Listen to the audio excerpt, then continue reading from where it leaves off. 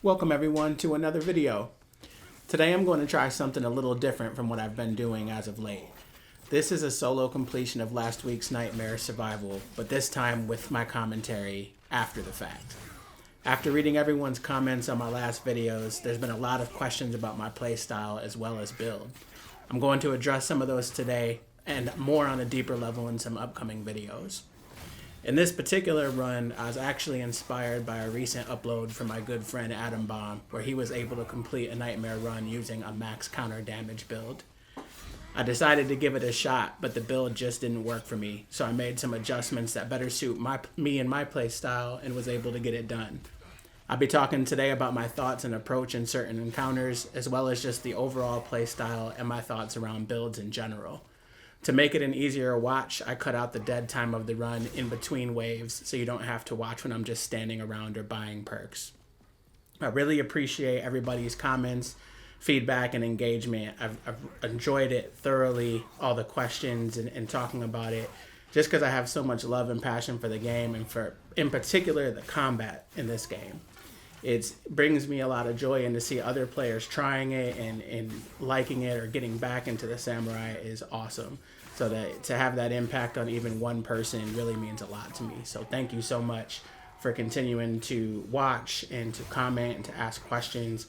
Please continue to do so. I will read every comment and respond to every single comment. So thank you.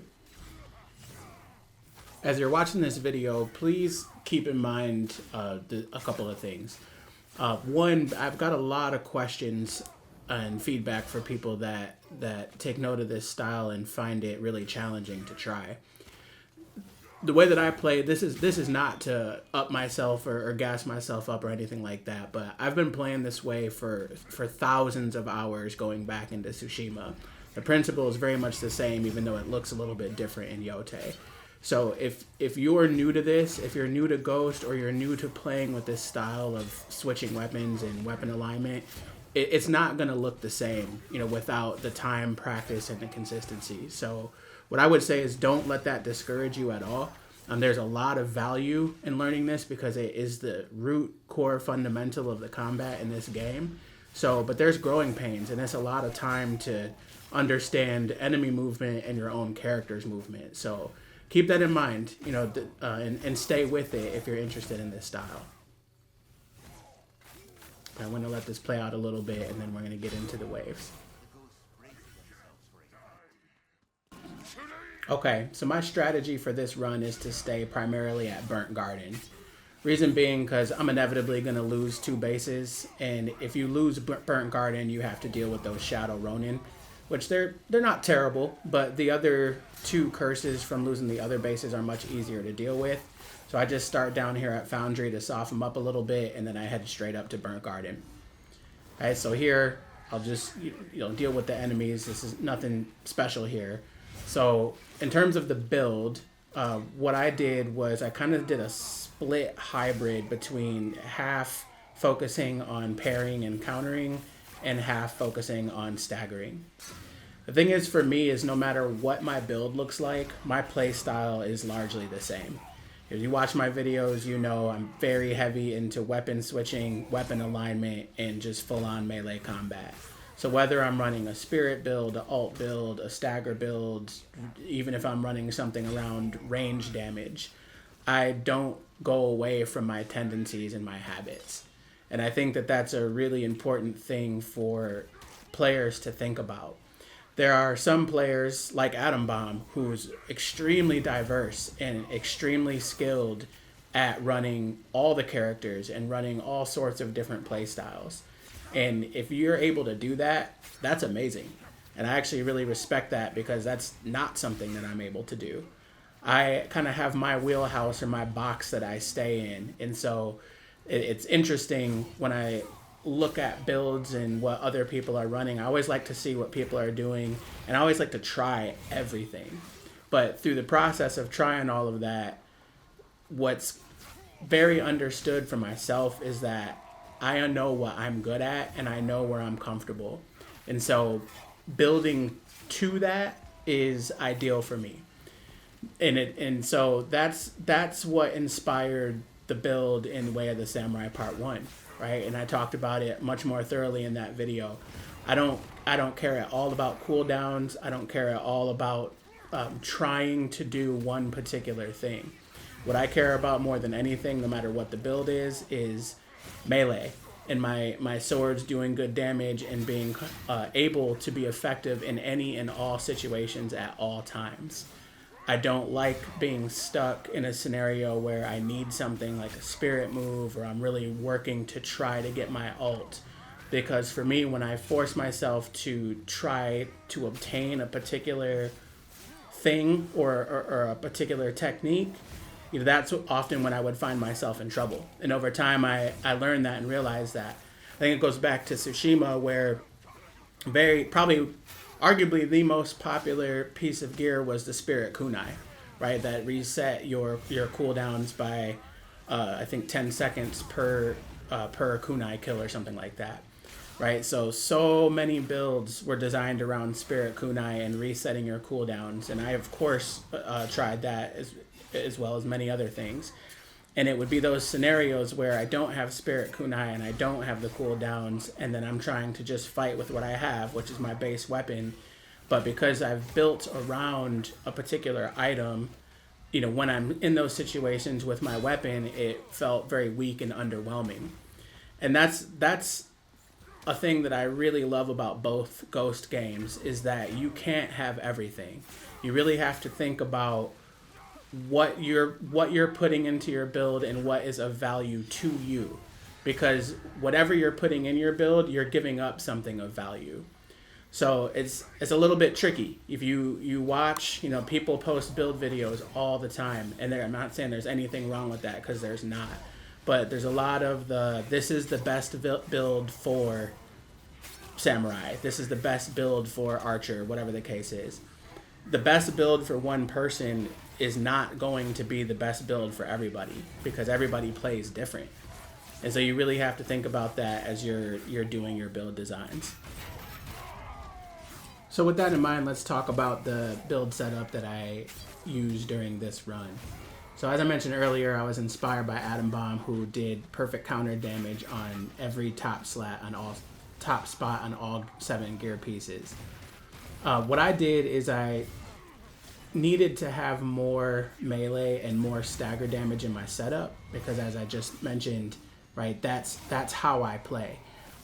It doesn't serve me well to sit and stand still and look for counters constantly. The big piece of my play style is constant pressure, right? So through that pressure, I'm surveying the entire landscape of the battlefield and I'm looking at what's around me. But if I can dictate the movement and dictate the pace of attack, that's what I need to be doing no matter what. So a pure defensive build is not going to suit me well, because it's going to encourage me to go away from that and stay still and instead look for, an Adachi counter or a perfect parry, because that's where all the damage is. So in this build, I did kind of a half and half, where I have a lot of counter damage, and I'll go over the build at the end of the video. But I also have a lot of elements from my normal stagger build so that I can stagger quickly. I kept Hachiman's Zeal in place, because that is one of my favorite things, to be able to buff that stagger damage and get those 1 or 2 shot staggers is critical to my playstyle. So I figured, I'm going to keep that instead of doing, the full 5-strike ultimate, and keep the technique perk of melee stagger damage instead of melee damage. So that's going to take a little bit away from the effectiveness of the counterattacks, but I don't mind that at all, because with 5 perfect counter damages in this particular setup, I'm doing plenty of counterattack damage. But my logic is I'm applying the pressure more often than I'm doing counterattacks, so I don't want to feed all of the stats into countering when I'm not countering the majority of the time. And so that's what you'll see throughout this entire run. You're not going to see a lot of me standing still looking for counterattacks. Sometimes, for sure. It's really satisfying, and they do a ton of damage, especially the Bulwark counter. The damage output is amazing, and it's really satisfying to pull off. So I do look for that here and there, but otherwise, I keep my strategy the same as I do with my other build, which is really just pressure in motion, right? Constantly moving from target to target, staying mobile, and making sure I see what's going on at all times. And as this wave finishes up, I'll go more into my logic going into a wave and kind of what I'm thinking. So as a wave starts, no matter what stage I'm in, I'm kind of thinking about priority targets. And so in this particular map, those guys on the outside who throw those little bombs and blow flame at you, I can't stand them because they can kill you so easily. You get stuck in an animation or, you know, doing a spirit move or your ultimate, and the bombs that they throw on the ground blow up so fast. So I try to clear them first when I see them. Also, the Oni Lords who do the light the ground on fire, I try to take them out as fast as possible too because they restrict my movement. The ground fire in this game does ridiculous damage. You know, again, for the Tsushima players out there, the ground fire tickled you in comparison. And so in this, you get stuck in that fire, it's ridiculous. So as I'm going into each wave, I do try to take out the biggest threat to me first and foremost. Or I try to take out these little guys as fast as possible before those threats get here. So there I'm definitely doing a little bit of searching for a counter, and I took a hit.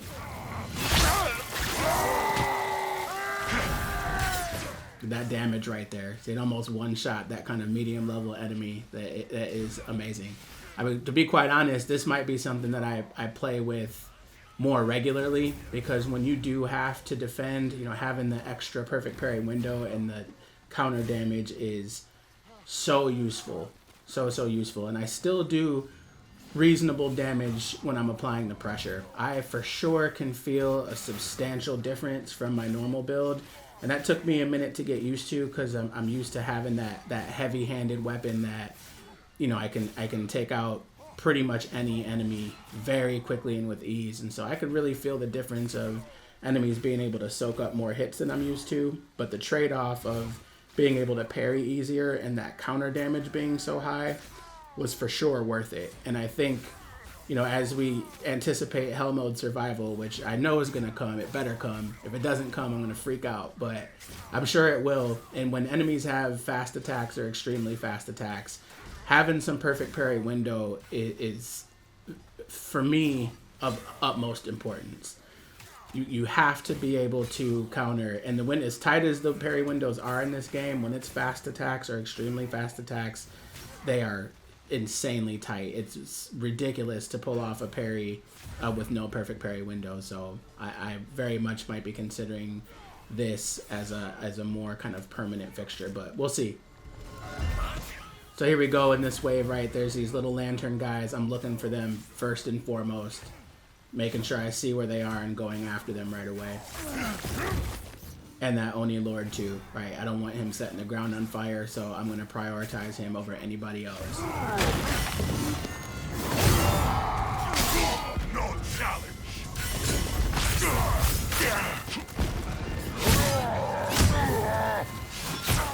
Let's see, there's those little lantern guys dropping off on the outside, but at this point I'm pretty surrounded, so I have to think, you know, while I am looking at targets that I'm trying to prioritize, of course what's in my immediate space has to be dealt with. So I have to find my way over there carefully, strategically, not just running and ignoring everything, because that's how you'll get hit from, you know, the side, the back, whatever the case is. So this, without having a way to do much range damage or AoE damage, especially because I'm doing Spirit Pull instead of Fire, you know, I really have to keep a very close eye on everything and everyone, and that's hard. It's definitely hard. One of the recent comment on my last video, a person was asking me, you know, what is the value of playing like this when, you know, you can do a spirit move build, or you could be archered and make life a lot easier on yourself. And that's a really great question, and I appreciate you for asking that. You are absolutely right that this is not easy, and if you're trying this, it may not feel worth it when you can kill more people faster and with less effort, right? And I think that's where the majority of players will go in some fashion. right? Trying the kind of the path of least resistance. The way that I look at it, though, is that when you learn how to deal with being in a crowd like this, and you learn how to survey what's going on and respond, react, or dictate, ideally what is happening, then you are increasing your overall skill level. It's not, if your goal is to kill the most with the least difficulty, that's cool. But that's not going to make you an overall better player, right? No shade or knock at all to the archers or people who play with that approach, right? Like that's all fine and good. If that's what you enjoy, do what you like, do what you enjoy, for sure. I look at it though as I want to be better. It's a skill thing, and again, as I mentioned earlier, right? It's about being in a situation at any given point in time and not feeling lacking confidence or feeling like I don't have a way out of it, right? And so the way that I've always approached Ghost games is to put myself in those scenarios that are hard or they feel impossible. And in doing so, it increases my fundamental ability no matter what a build is. I think a lot of weight is put into what your build is. It's probably the number one most common asked questions in the Ghost community is, what build for this, what build for that. But, there's an old saying in racing that it's not about the car, it's the driver, right? So if you focus on those fundamentals and you focus on just the flow of combat, defense, strategy, understanding enemy movement, understanding enemy patterns, then that's what's gonna make you more effective. And then you can, of course, compound that further by your build, and your build can be more of an accent to that. But that's what I would say is the value, right, of making it hard on yourself. Go through those growing pains and deal with the fact that you're going to die over and over and over and over again, just like I do and have, in my journey in these games.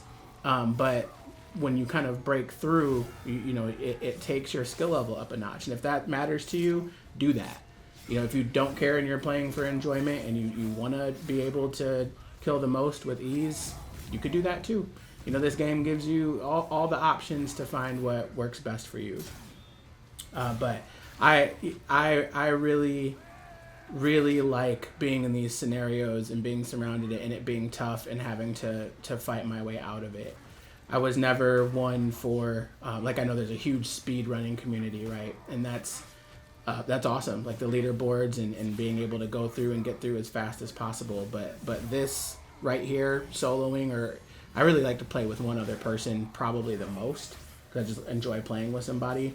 But, defending that zone, being surrounded by an ocean of guys and figuring out, fighting your way out of it is my absolute favorite thing to do in this game. Now let me just pivot for a second. Since I've mentioned I'm trying something new, I'm kind of just freestyling this a little bit. So please, let me know what you guys think. Are you liking this kind of style of video? Or just kind of vibing out and talking in general a little bit off the cuff? Or is there something else that you would like to see? I was going to try to do a solo run and comment over it while I'm playing. My only challenge with that, right, is I play very focused. So I feel like if I'm thinking about what I'm saying and what I'm talking about, it's going to distract me from what's going on.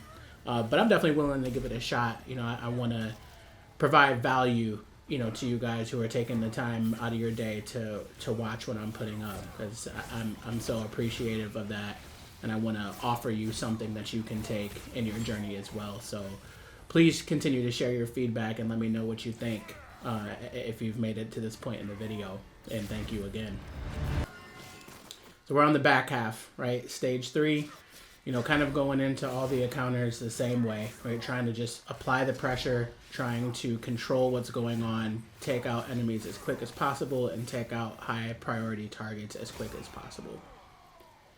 And there's that single katana again, right? We talked about that in Way of the Samurai Part 1. It's so helpful, even double so with this setup without Raging Flame, to just get that space. It's really easy for enemies to get position on you and for the numbers to add up quick and surround you. So that's my kind of get out of jail free card, is that blowback from the single katana.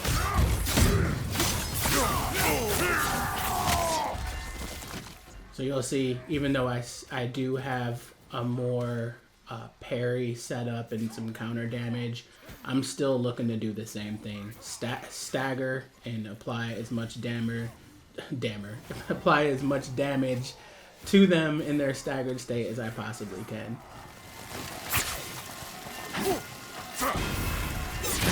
So there's that Odachi counter damage again. Crazy.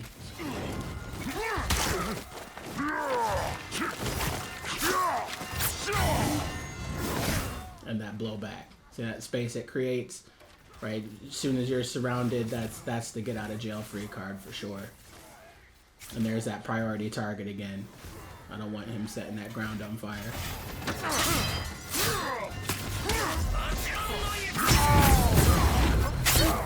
So we get that zeal buff. So even though I don't have quite as much stagger damage in this build, with the 25% melee stagger damage increase and with that zeal buff activated, it's still fantastic.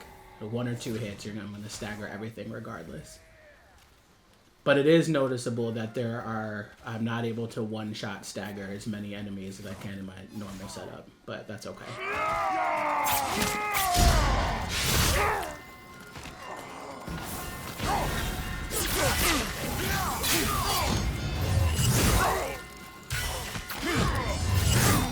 Probably one of my favorite animations right there. The perfect dodge with the dual katanas. This looks so cool.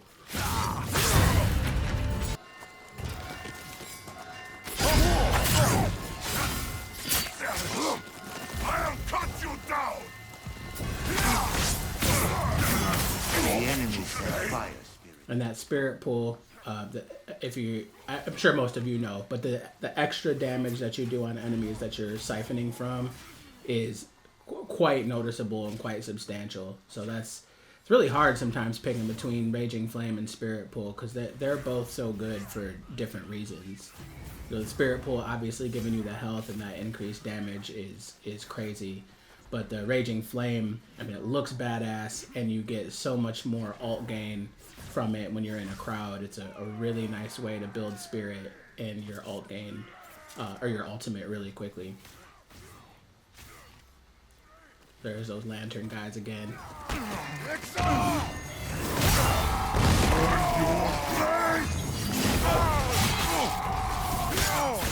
Another change to this is, I talked about before how I really like the legendary Yari, but with the challenge cards in this particular week, with the health slowly reducing and spirit healing being disabled in stage 2, I switched out the Yari for the Odachi to be able to heal off the spirit attack and also heal when you knock them down, which, if you didn't know, with the legendary Odachi or the restoring Odachi, the heal that you get from an execution strike is significant, and I'll be sure to point that out.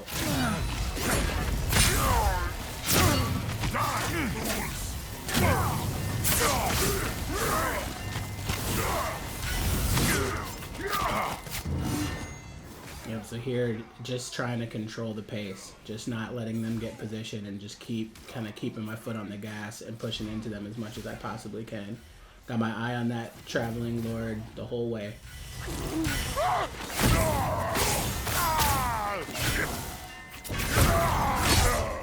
And I'm still using weapon insight here too, so those focus attacks get the increased 25% stagger damage when you're weapon aligned.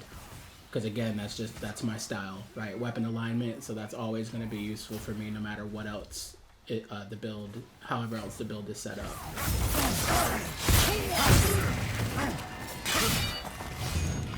Those Anibi guys can be a total pain, as I'm sure you all know. The spirit pull, another advantage there, right? If those Anibis are on you and you got your spirit pull activated, you don't even need to worry about it. You can just keep going. But it's also easy to get a little over ambitious with that spirit pull going too. So there is a line. You're not invincible with anything, so you just gotta watch that.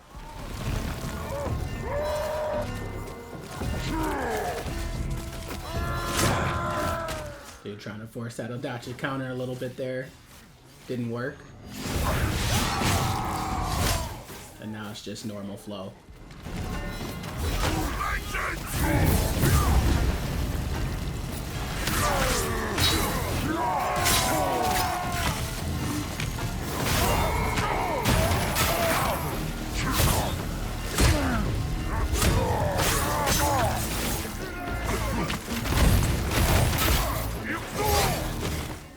There, the flame would be really nice. All these guys, but it's all good.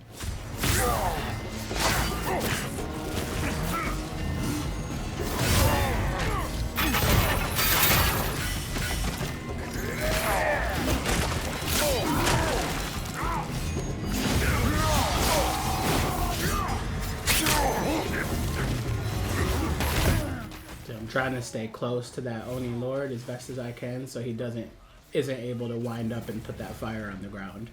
So even if I can't take him out because there's so much going on, if I stay close to him, he's not gonna do that move to put that fire on the ground. So the whole time, that's what I'm thinking here. Stay close, get close. Face my wrath!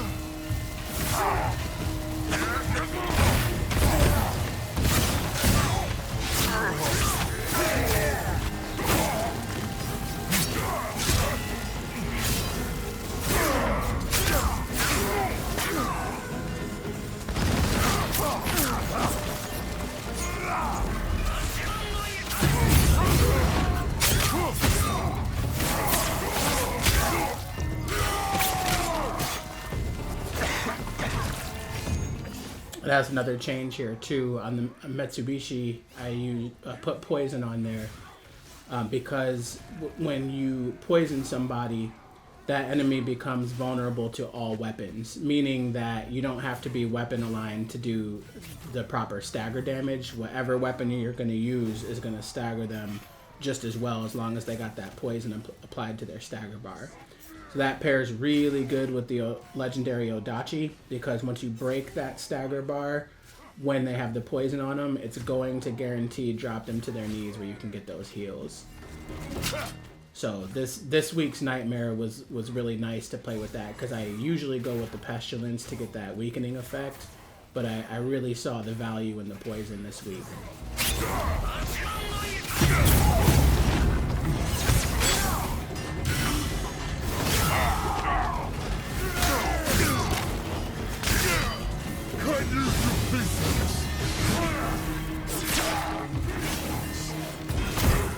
And there's that Aido stands interrupting, like I talked about before in Way of the Samurai Part 2.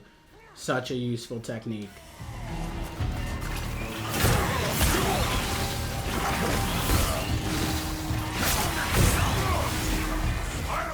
Right, so there goes Spirit Pull, so I'm not going to care about these on EB. It's just not going to matter. You don't even have to worry about clearing it. Health is good.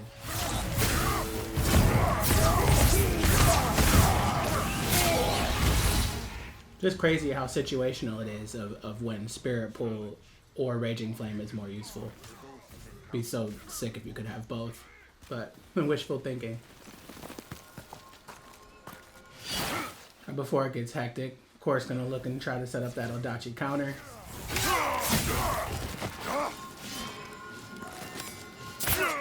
That's another thing I did include in this setup is the additional Odachi counter window. So with the legendary Odachi, it gives you an extra 20% window, and you can really feel the difference. Normally I don't use that. I just have damage typically on the Odachi, and I've gotten really comfortable doing the counter without the window. But when you have the window and it making it that much easier, it is really nice. But I kind of struggle with the logic there, right? Because we talked about before, I'm not standing around too much looking for it, so sometimes it can feel like a wasted value if I'm not looking for it all that often. But when I need it and it's there, it's really nice to have. So I toggle back and forth with that for sure.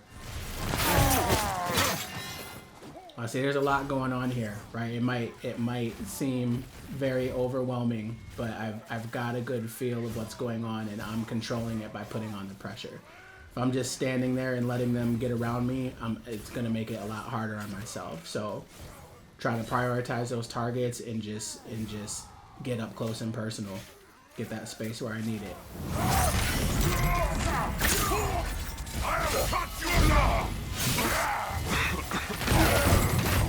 And there's where that poison along with the Hachiman Zeal work really well together, right? So when you have that poison on the stagger bar and they're vulnerable to any weapon, that makes Hachiman Zeal effective with any weapon, no matter what the alignment is. So that fits so well with how I play. I kind of wish I got on the poison earlier, but now we know. Another thing to take note of too is just watch the movement, right? I try to stay constantly in motion, right? Moving kind of from side to side or around the zone, because the more I'm moving and making them adjust to me, I can identify targets, but also just kind of keep control of the overall flow of where everyone is and surveying throughout the whole time. And the stagger damage here is still excellent. So can still stun lock, even though I don't have the same amount of stagger damage as my normal build. There's still enough to keep somebody frozen if I'm not being interrupted. So it's a really good hybrid for me. It gives me what I lean into and the added benefits of much increased defensive capability. And also take note of the camera angle here, right? So I'm constantly kind of panning around, looking behind me. Even though I might be attacking someone, the camera might be focused from the field of view behind me. And that's another thing, kind of at all times, that you have to be aware, right? Situational awareness is everything. It's easy, and I fall victim to it too, to get too focused on a particular enemy that you're attacking or a particular target that you want to take out.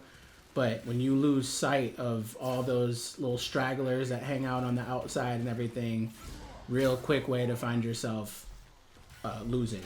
So I always try to keep a really broad view of everything that's going on around me, even if it looks like I'm zeroed in on one guy.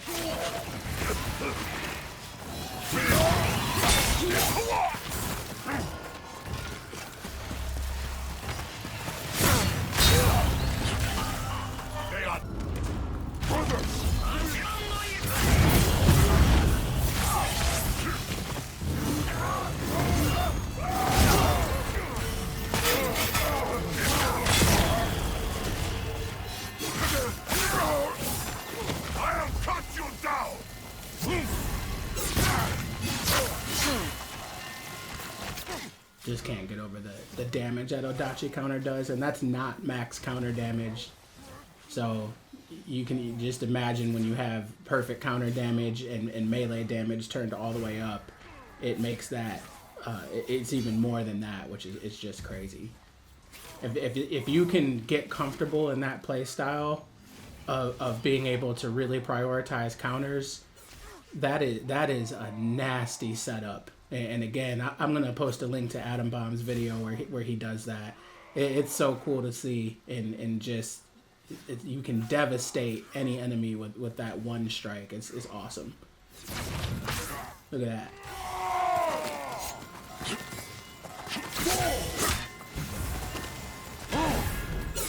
Yeah, see, I was feeling it. I was starting to feel it here with the counters for sure.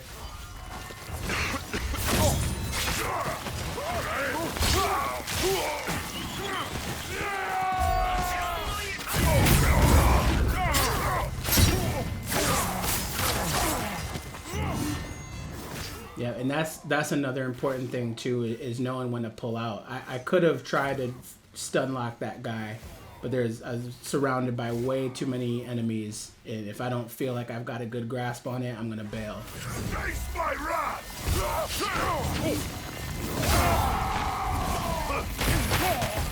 And that's a really important note too, about if you have an aggressive play style, a big part of that is knowing when to pull out. It cannot just be all steam ahead no matter what. You have to be selective and know when to come back to it or abandon it altogether. It's all about just keeping control.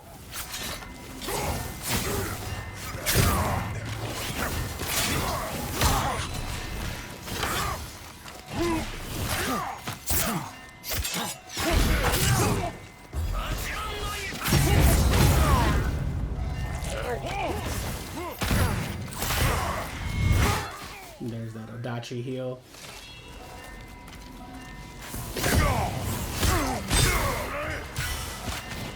You are nothing!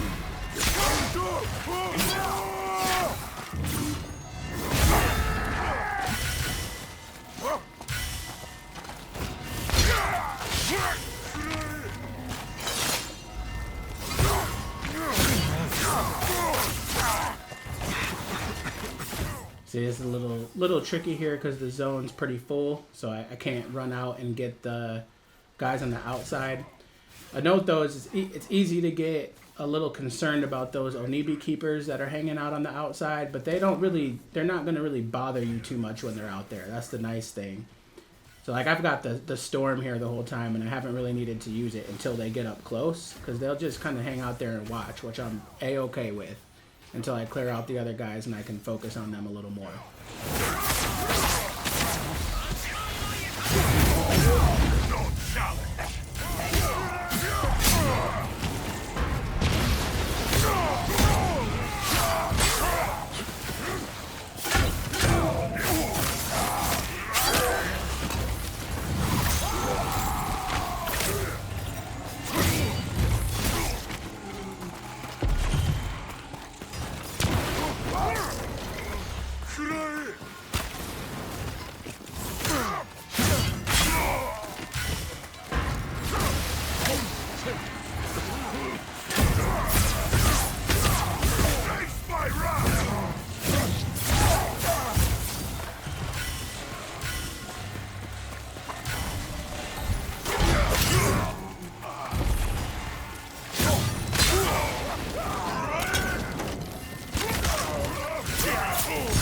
Completely outmatched.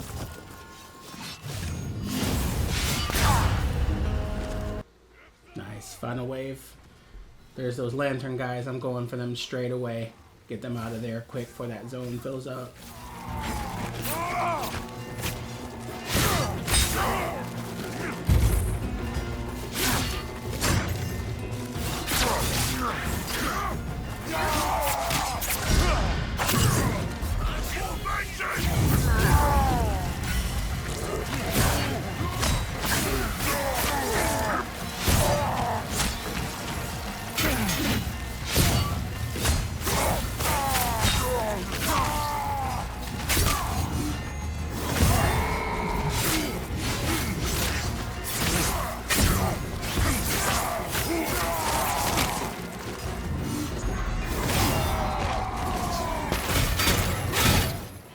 That's tough. There's five of those ground fire Oni lords.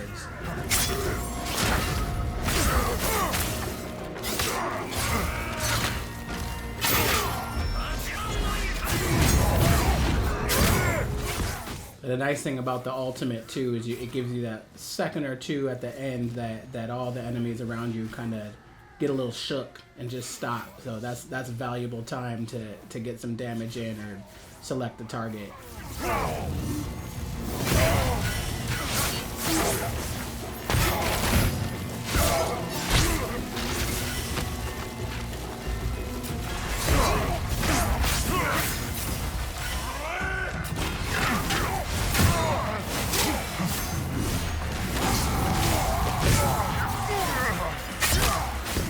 Then again, just trying to stay close to that nearest lord so he can't do the ground fire. Even if I can't target him directly, I'm trying to stay in close proximity to him. Oh, and that's another thing that somebody asked me was how I go into my combos and make my move selections. I have my tendencies, as I've talked about before, with like the Adachi heavy switch attack and the dual heavy switch attack. But honestly, it really is almost like a flow state, right? Like I'm not looking at every guy and thinking I'm gonna do this, I'm gonna do this. I lead with switch attacks a lot because of their speed and the damage they do, particularly the Adachi, right? Because it's gonna do a lot of stagger damage as well. So I kind of just start with that, and then once I have a feel of what's in front of me and around me, then I'm switching accordingly based on the enemies that I see. But I'm not pre-thinking everything. It's just really coming out in like a natural flow.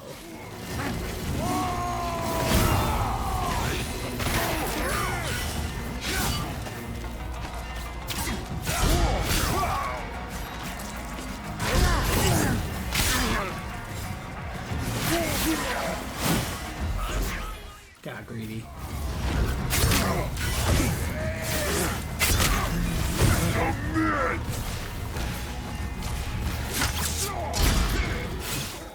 Extra parry window came in super clutch this last wave. Really, this whole game. I have 3 perfect parry windows in this setup, so 3 is a lot. But it's really comfortable to be able to parry things with ease, just about anything. I'm fairly comfortable doing perfect parries with no parry window when it's not fast attacks. But having this extra layer coupled with that perfect counter damage is so nice defensively.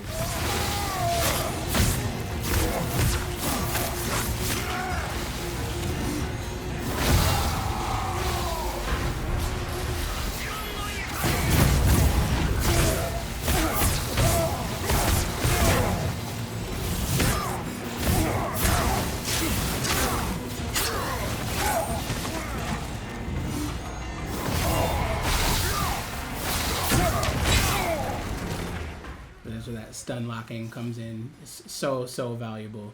Even in not my normal setup, to be able to do that is so good.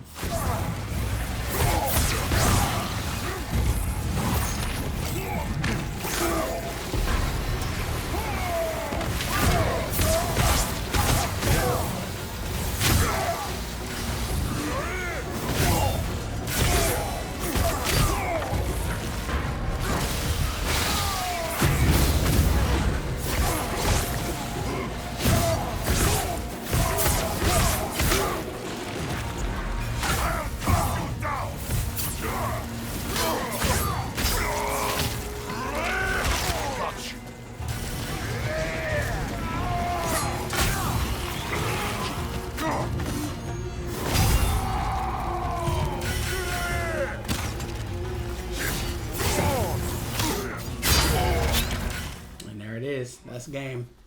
As we get to the lobby, I'll show the build, of course, and so you can see all the stats and stuff.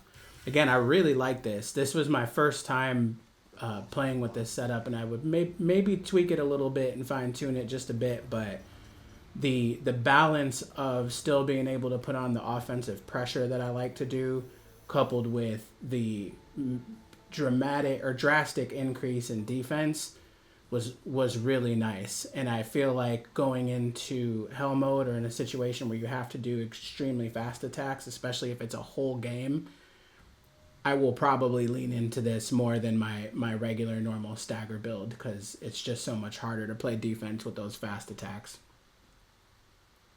But again, shout out to Adam Baum. I'm going to put a link to the video I've been referencing in my description. So if you're not familiar with him and his content, please check him out. Awesome player, and a much more diverse than I am, right? So he will appeal to a broader audience because he's really good with all classes.